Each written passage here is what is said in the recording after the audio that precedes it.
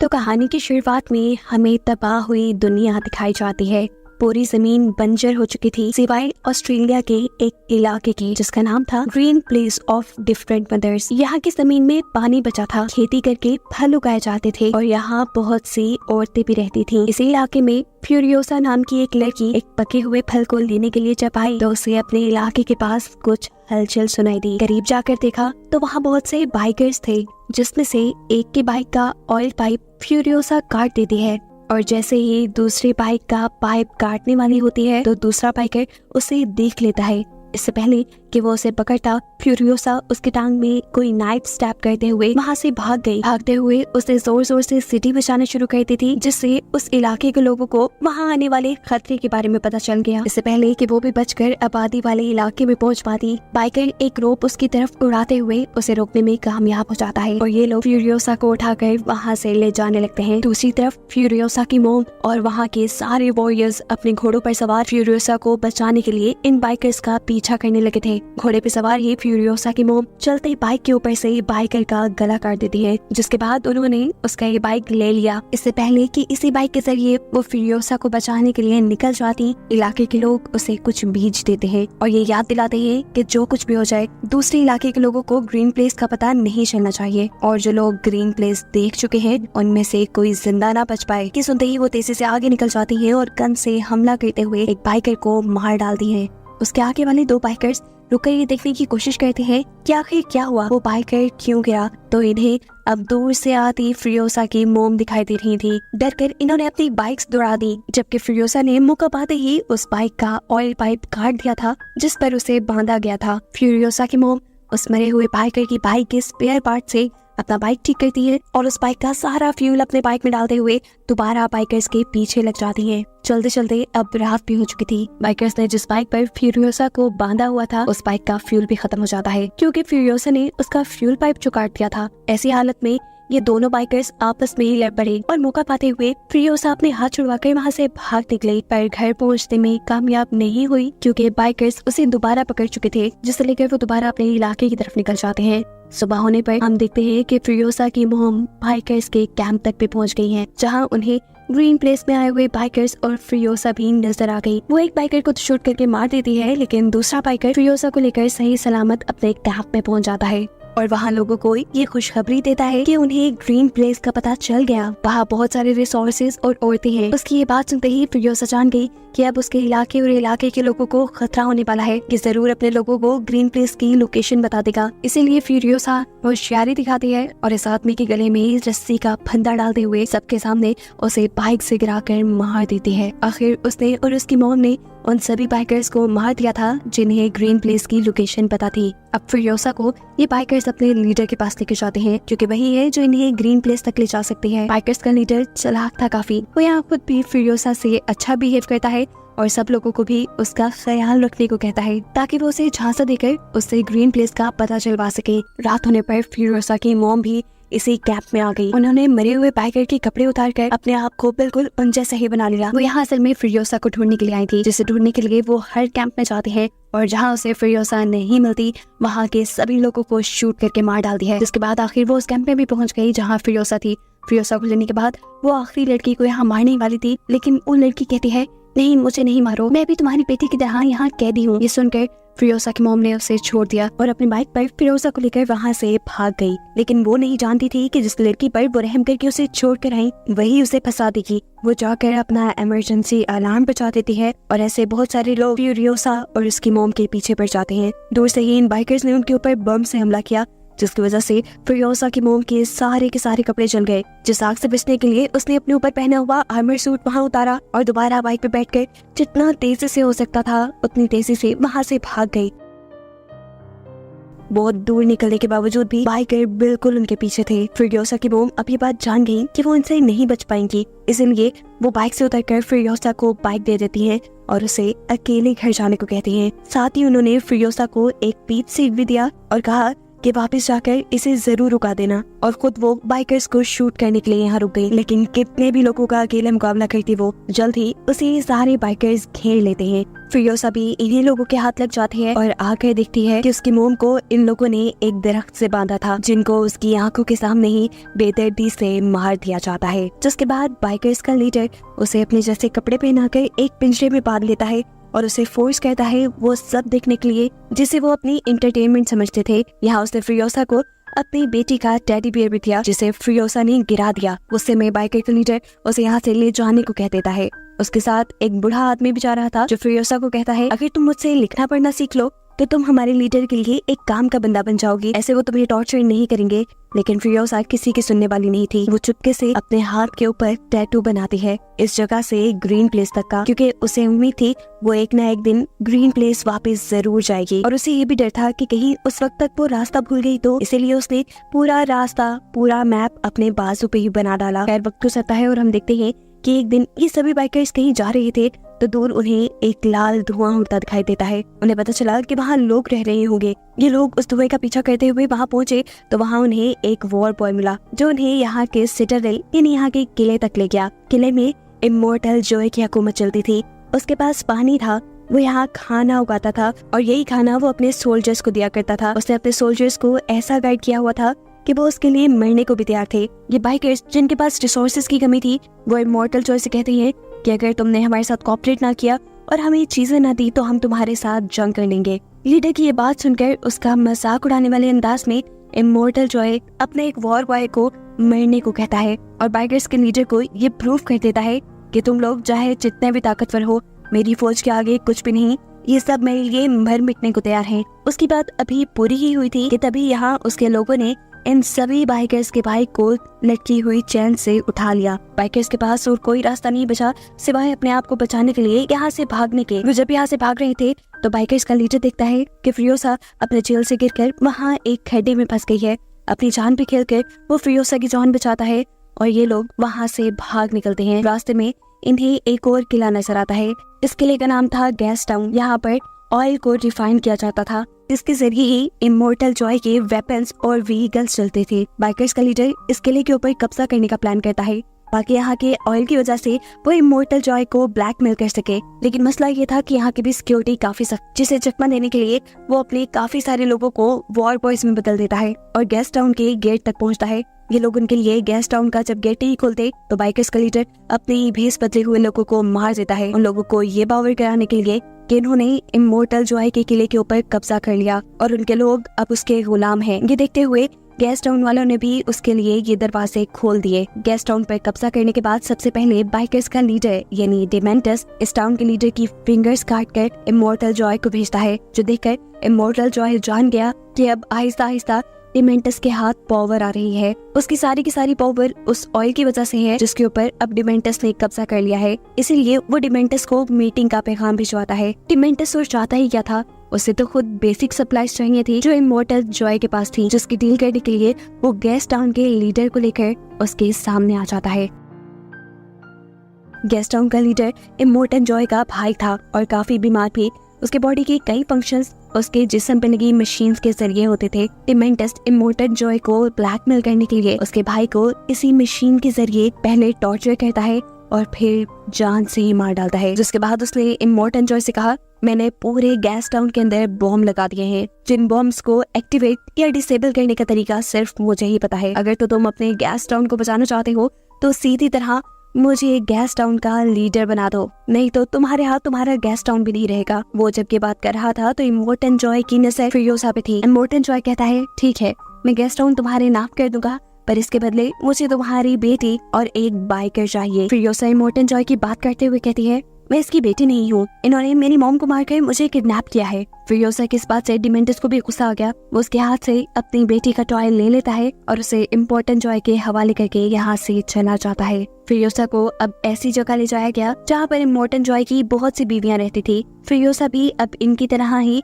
Immortal Joy की एक बीवी बनकर उसके हरम में रहने वाली थी। ये सारी की सारी औरतें बहुत अच्छी थी, वो फिरोसा के साथ अच्छा सलूक भी करती हैं, लेकिन फिरोसा सिर्फ इसी चीज पे फोकस करती है कि कैसे इमोर्टल जॉय इन सभी लड़कियों को अपने साथ रखने पर फोर्स करता है। इधर वो देखती है कि जब इमोर्टन जॉय की एक बेटी पैदा होती है तो गुस्से में वो अपनी बेटी को जिंदा दफनाने का ऑर्डर दे देता है। उसे सिर्फ बेटे चाहिए थे, ऐसा नहीं था कि उसके पास बेटे नहीं थे, उसके बहुत से बेटे थे, लेकिन उसकी नजर में कोई एक भी हेल्दी नहीं था। इसीलिए उसने इन सबको वॉर बॉय के तौर पे रख लिया। उसने इतनी सारी बीवियां भी इसीलिए रखी हुई थी कि एक दिन तो उसका हेल्दी बेटा पैदा होगा जो उसकी तरह फिर उसके इस सिटाडेल पर हुकूमत करेगा। हम देखते हैं कि इमोर्टन जॉय के एक बेटे की नजर यहाँ फ्यूरियोसा के ऊपर पड़ जाती है। वो उसे बालों से पकड़कर जब उसके साथ ज्यादती करने की कोशिश करता है तो फ्यूरियोसा इस मर्तबा तो अपने बाल छुड़ाकर भाग जाती है, लेकिन अगली मर्तबा वो अपने साथ ऐसा नहीं होने देना चाहती थी।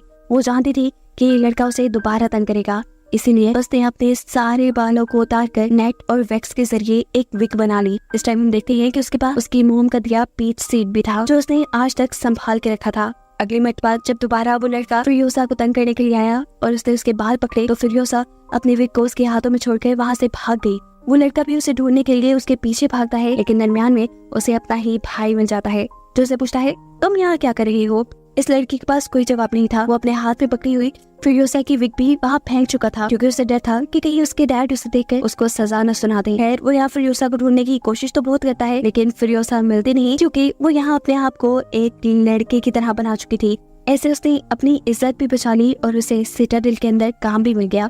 उछलने कूदने में तो वो बहुत तेज थी, इसलिए उसे काम भी आ गया था इमोर्टन जॉय की बड़ी बड़ी मशीन्स के अंदर चेन्स को फिट करने का। वक्त गुजरता है और हम देखते हैं कि 15 साल बाद अब फ्यूरियोसा बड़ी हो चुकी है। कोई भी उसे पहचान नहीं पाया कि वो लड़की है, वो भी इसलिए क्योंकि आज तक फ्यूरियोसा ने गूंगा बनने का नाटक किया और साथ ही इमोर्टन जॉय के वो सारे रिचुअल्स पूरे किए जिसके जरिए उसे यकीन आ गया कि फ्यूरियोसा भी उसके लिए लॉयल है। इस मर्तबा इमोर्टन जॉय इन्हें एक बड़ी सी ड्रिल बनाने का काम देता है जो कि किसी भी चीज को आसानी से तबाह कर सकती थी। ये लोग ऐसी ही एक मशीन बनाने में कामयाब हो भी जाते हैं जिसे ये लोग एक ट्रक के साथ अटैच करके जैसे ही उसे पहली टेस्ट ड्राइव के लिए बाहर लेकर जाते हैं तो इसके ऊपर डिमेंटस के लोग हमला कर देते हैं। डिमेंटस के लोग पैराशूट्स के जरिए इस मशीन पर और वॉर बॉयज के ऊपर बॉम्ब से हमला करते हैं। जैक जो कि इस ट्रक को ड्राइव कर रहा था वो ये ट्रक रोकता नहीं बल्कि चलाता रहता है। डिमेंटस के लोग इस ट्रक के ऊपर भी हमला कर देते हैं जिसकी वजह से इस ट्रक में एक मेजर फॉल्ट आ चुका था। इस वक्त फ्यूरियोसा बहादुरी दिखाती है और चलते ट्रक के नीचे जाकर उस फॉल्ट को ठीक करने की कोशिश करती है ताकि जैक इस ट्रक को तेजी से यहाँ से भगाकर ले जा सके, पर उसकी ये कोशिश नाकाम करने के लिए डिमेंटस का एक आदमी भी ट्रक के नीचे आ गया। वो ट्रक के नीचे एक बॉम्ब प्लेस कर रहा था। फ्यूरियोसा न सिर्फ उसे लड़ती है बल्कि उसे मारकर गिराते हुए वो उसका बॉम्ब भी अपने ट्रक से डालने पर कामयाब हो चुकी थी। इसके बाद वो ट्रक का फॉल्ट ठीक करते हुए ट्रक के अंदर भी आ गई। ट्रक के बाहर की तरफ डिमेंटस के बाइकर अभी भी वॉर बॉयज को मार रहे थे और जब वॉर बॉय डिमेंटस के छोटे से ट्रक पर हमला करता है तो उस ट्रक का एक्सीडेंट होकर वो ट्रक रिग ट्रक से टकरा गया जिसकी वजह से फ्यूरियोसा को झटका लगा और उसके सर पे लगी हैट उतर गई। उसके उड़ते हुए बाल देखकर जैक के सामने उसका राज खुल गया कि वो एक लड़की है। ये लोग अभी अपनी जंग के ऊपर ध्यान देते हैं और फ्यूरियोसा तीर से हमला करते हुए उड़ने वाले बाइकर्स को मारने में कामयाब हो जाती है। अपने दुश्मनों को खत्म करने के बाद उसने जैक को गन पॉइंट पे ले लिया क्योंकि वो जानती थी कि जैक अब उसके लिए मसला खड़ा कर देगा। लेकिन यहाँ जैक उसे कहता है, तुम एक अच्छी वॉरियर हो और मुझे इस चीज से फर्क नहीं पड़ता कि तुम्हारा जेंडर कौन सा है। हमें काम दिया गया है इस रिग को कंट्रोल करने का और मैं चाहता हूँ कि तुम एक टीम मेंबर की तरह इसमें मेरा साथ दो। फ्यूरियोसा मान जाती है और ये लोग इसी रिग ट्रक को लेकर गैस टाउन के अंदर पहुँचते हैं जहाँ काफी सालों बाद डिमेंटस फ्यूरियोसा को दिख रहा था, लेकिन अब वो काफी बड़ी हो चुकी थी इसलिए डिमेंटस ने उसे पहचाना नहीं। पता चलता है कि डिमेंटस के पास ऑयल की सप्लाईज खत्म हो गई हैं, जिसके बदले में वो दूसरी सप्लाईज इमोर्टन जॉय से लेता था। वो यहाँ जैक से कहता है कि मेरी किसी तरह इमोर्टन जॉय से मीटिंग करवा दो। जैक मान जाता है लेकिन वो बिना ऑयल इन्हें कोई सप्लाई देने को तैयार नहीं था, इसीलिए ये सारे बाइकर्स उनके ऊपर हमला कर देते हैं और सारा फूड चुराने लग जाते हैं, जिसे बचाने के लिए फ्यूरियोसा अपना ट्रक लेकर यहाँ से बाहर निकल जाती है और जैक उन लोगों को मारने लग जाता है जो उनके ट्रक के पास आने की कोशिश कर रहे थे। खैर ये लोग अब बचते बचाते वापिस अपने सिटाडेल में पहुंच जाते हैं और इमोर्टन जॉय को डिमेंटस से मिलने का पैगाम दे देते हैं। इस सारी लड़ाई में फ्यूरियोसा को एक तीर भी लग चुका था। जैक उस तीर को उसके कंधे से बाहर निकालता है और फिर उसे स्टिचेस लगाता है। बातों ही बातों में ये लोग बहुत करीब आ गए। जैक ने उससे पूछा कि तुम्हारे पेरेंट्स की कैसे डेथ हुई थी। फ्यूरियोसा ने बताया कि उसे ये बाइकर्स ही किडनैप करके यहाँ छोड़ गए थे। फ्यूरियोसा यहाँ पर उसे वो पीच सीड भी दिखाती है जो उसकी मोम ने उसे दिया था, जिसके बाद वो उसे अपना हाथ दिखाती है जहाँ पर ग्रीन प्लेस जाने तक का नक्शा बना था। उसे आज भी उम्मीद थी कि वो वहाँ जा सकेगी। जैक कहता है, मैं वादा करता हूँ, मैं कोशिश करूंगा कि तुम्हें तुम्हारी जगह तक पहुँचा दूं। और फ्यूरियोसा कहती है, मैं चाहती हूँ कि तुम भी मेरे साथ आओ। यहाँ पर इन्हें इमोर्टल जॉय का मैसेज मिलता है कि वो डिमेंटस से मीटिंग के लिए जा रहा है और इन्हें भी अपनी पूरी फोर्स तैयार करके उसके पीछे जाना होगा। जैक इस मर्तबा उसे रिग में नहीं बिठाता बल्कि एक अलग ट्रक चलाने का काम देता है, क्योंकि उसका प्लान था कि वो सबको चकमा देते हुए इसी ट्रक के जरिए ग्रीन प्लेस तक पहुंच जाएंगे।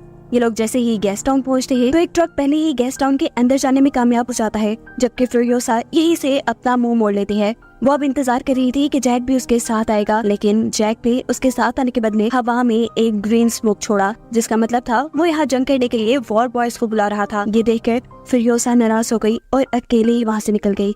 इससे पहले कि वो ग्रीन प्लेस तक पहुँच जाती उसके पास मौका भी था, लेकिन वो नहीं गई। उसके दिल में जैक का ख्याल आया जो वहाँ अकेले जंग लड़ रहा था, इसीलिए वो जैक की मदद करने के लिए वापस गेस्ट टाउन में आ जाती है और अपनी स्नाइपर उठाकर यहाँ सबको शूट करना शुरू कर देती है। उसी की गोली डिमेंटस को भी छूकर गुजरी। जैक अपने रिग से गेस्ट टाउन का गेट तोड़ते हुए उसके अंदर चला जाता है और इसी रिग के ऊपर लगी हुई ड्रिल को चलाकर वो अब यहाँ का सारा स्ट्रक्चर तोड़ने लग चुका था। ऐसा करते हुए बाइकर्स भी उसे रोकने के लिए उस पर हमला करते हैं और इस सब में उसका रिग टूटकर वो खुद एक गड्ढे में गिर जाता है। ठीक टाइम पर फ्यूरियोसा यहाँ एंट्री करती है और एक बाइक से चेन लटकाते हुए उसे यहाँ से बचा निकालती है, जिसके बाद ये लोग एक दूसरे ट्रक में बैठकर यहाँ से बाहर निकल जाते हैं। अब इन लोगों का इरादा था कि ये लोग यहाँ से भागकर ग्रीन प्लेस निकल जाएंगे, लेकिन ये नहीं जानते थे कि डिमेंटस उनके पीछे पीछे था। डिमेंटस का ट्रक जैसे ही फ्यूरियोसा के ट्रक के साथ जुड़ता है तो फ्यूरियोसा उस ट्रक के ऊपर हमला करने के लिए अपनी गन बाहर निकालती है और इस सब में उसका हाथ दोनों ट्रक्स के दरमियान आ जाता है। ये वही हाथ है जिसके ऊपर उसने मैप बनाया हुआ था। ये लोग अब डिमेंटस के हाथ आ चुके थे। इन दोनों को डिमेंटस ने बंदी बना लिया था। एकदम से इन लोगों के इर्द गिर्द बाइक्स घूमना शुरू हो जाते हैं। जैक को ये लोग एक बाइक से बांधकर गोल दायरों में घुमाते हैं, जिसकी वजह से वो हर गुजरते सेकंड अपनी मौत के करीब जा रहा था, जबकि फ्यूरियोसा को तो उन्होंने जंजीरों से बांध दिया था। इन लोगों के इर्द गिर्द भी बाइक्स तेजी से घूम रहे थे और डिमेंटस ये सब देखकर एंटरटेन हो रहा था। जब वो इस सारी चीजों से बोर हो जाता है तो पीछे मुड़कर फ्यूरियोसा को दिखता है, जो अब अपना कटा हुआ बाजू छोड़कर वहाँ से भाग चुकी थी। गुस्से में डिमेंटस उसका पीछे करने के लिए जब अपने ट्रक में बैठकर आगे बढ़ता है तो उसे पता चला कि उसके ट्रक का टायर भी फ्यूरियोसा उतार चुकी थी, जिसकी वजह से उनका एक्सीडेंट हो गया। फ्यूरियोसा जिस बाइक के जरिए यहाँ से भाग रही थी, थोड़ी दूर जाने पर उस बाइक का पेट्रोल खत्म हो जाता है और ऐसे फ्यूरियोसा को अपना आगे का सफर पैदल तय करना पड़ा। उसका बाजू बुरी तरह जख्मी था, खून निकल रहा था।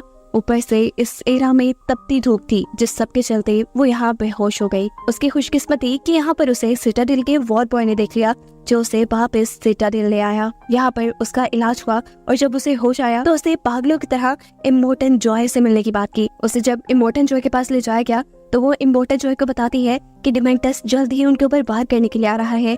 उसने गेस्ट टाउन को भी तबाह करने का प्लान किया है और अब वो सिटाडेल को हथियाना चाहता है। इस सब के लिए इमोर्टल जॉय प्लान करता है कि वो लोग उसके गेस्ट टाउन को तबाह करने से पहले ही वहाँ पर पहुँच जाएंगे। यानी इससे पहले कि डिमेंटस सिटाडेल पर हमला करे, ये लोग जाकर गेस्ट टाउन पे हमला करने वाले थे। ये लोग जैसे ही गेस्ट टाउन के करीब पहुँचते हैं तो डिमेंटस भी इन्हें देखकर जंग का ऐलान कर देता है। सिटाडेल और गेस्ट टाउन के दरमियान में इन दोनों पार्टीज के दरमियान जंग शुरू हो जाते हैं, जो हफ्तों चली। दोनों टीम्स के लोग एक दूसरे को बुरी तरह मारते रहे और इस सब के दौरान फ्यूरियोसा ने सिटाडेल में जाकर अपना एक मैकेनिकल आर्म बना लिया और फिर एक खराब कार लिए वो दोबारा जंग के स्पॉट पे निकल गई। वहाँ जाकर वो देखती है कि इमोर्टल जॉय के बेटे अपने व्हीकल्स और वेपन्स ठीक कर रहे थे, जहाँ से वो अपनी कार ठीक करने के लिए भी एक टायर ले लेती है। आगे जाने पर वो देखती है कि डिमेंटस और उसके बचे कुछ लोग यहाँ से बचकर अपनी जान बचाकर भाग रहे थे, जिनकी नजर भी अब फ्यूरियोसा की कार पर पड़ चुकी थी। इससे पहले कि ये लोग फ्यूरियोसा के ऊपर हमला करते, फ्यूरियोसा तेजी से कार चलाते हुए आती है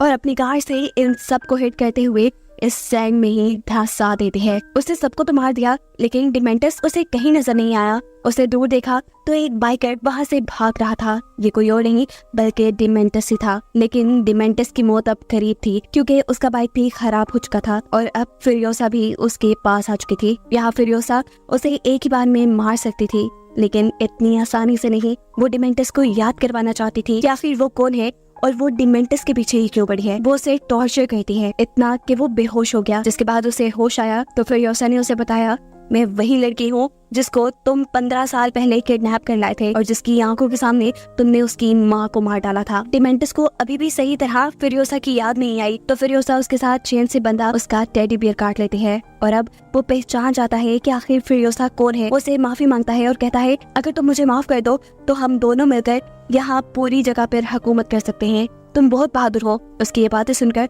फिरियोसा दोबारा उसका टेडी बियर जमीन पे गिरा देती है, जिसके बाद वो उसके सर पे गन पॉइंट कर चुकी थी। सब लोगों को लगा कि फिरियोसा ने उसे मार दिया, लेकिन ऐसा नहीं था। असल में फिरियोसा ने उसे जिंदा दफन कर दिया और उसके ऊपर लगा दिया अपना पीच ट्री, जिसका बीज उसे उसकी मॉम ने दिया था। जमीन ने डिमेंटस के न्यूट्रिएंट्स यानी पावर चूस के एक बहुत बड़ा सा ट्री बना दिया और उसके ऊपर एक पीच भी उगाया, जो सब डिमेंटस अपनी आंखों से देख रहा था। ये बस उसका आखिरी ही वक्त चल रहा था।